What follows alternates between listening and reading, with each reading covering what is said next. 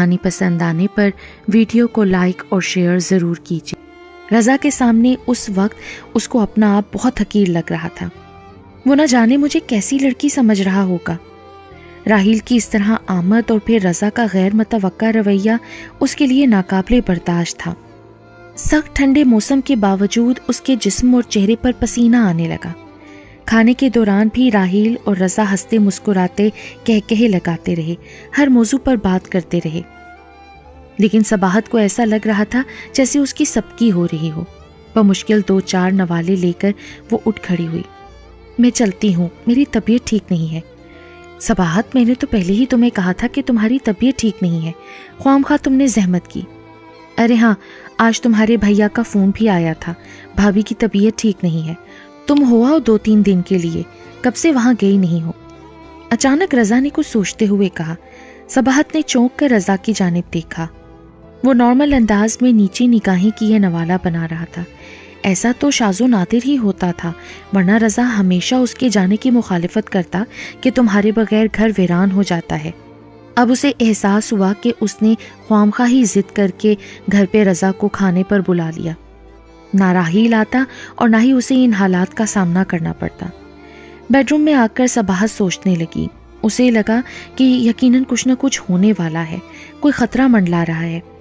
راحیل کو سی آف کر کے رضا کمرے میں آیا تو حسب معمول صباحت ناریل کے تیل کی شیشی لیے اس کی منتظر تھی، لیکن رضا خاموشی سے باتھ روم میں چلا گیا۔ کپڑے چینج کر کے آیا تو صباحت کے ہاتھ میں شیشی دیکھ کر کہا، نہیں صباحت، آج تیل نہیں لگوانا، تمہاری طبیعت بھی ٹھیک نہیں ہے اور مجھے بھی کچھ کام کرنا ہے، تم سو جاؤ۔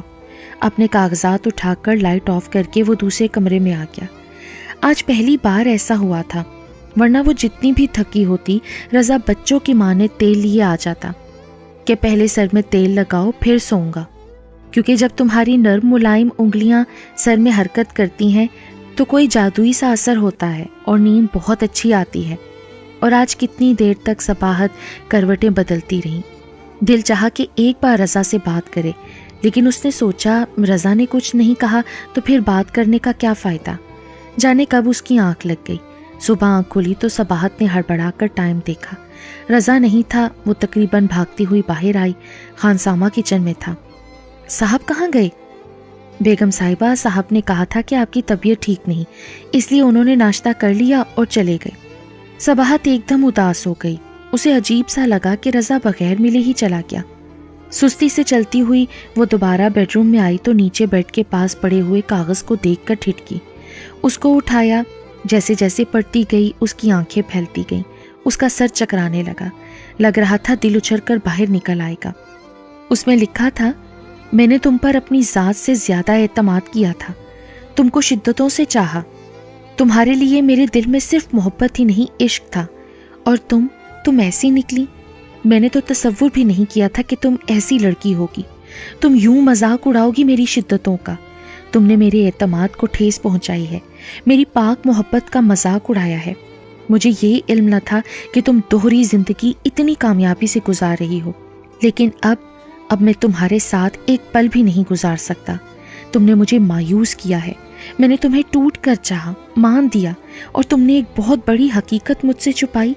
اب تمہارا وجود میرے لیے ناقابل برداشت ہے، اس لیے خاموشی سے میری زندگی سے نکل جاؤ۔ الفاظ نہیں، بم تھے جو یکے بعد دیگرے اس کے نازک وجود پر گرے تھے۔ اس کا سارا وجود چکنا چور ہو کر بکھر رہا تھا۔ رضا، تم تو ایسے نہ تھے، کیا سوچ کر تم نے یک طرفہ فیصلہ کر لیا؟ راحیل نے یہ تو نہیں کہا تھا کہ میں بھی اسے چاہتی تھی، پھر تم نے کیسے سمجھ لیا؟ تم تو میری طاقت تھے اور میں تمہاری کمزوری، پھر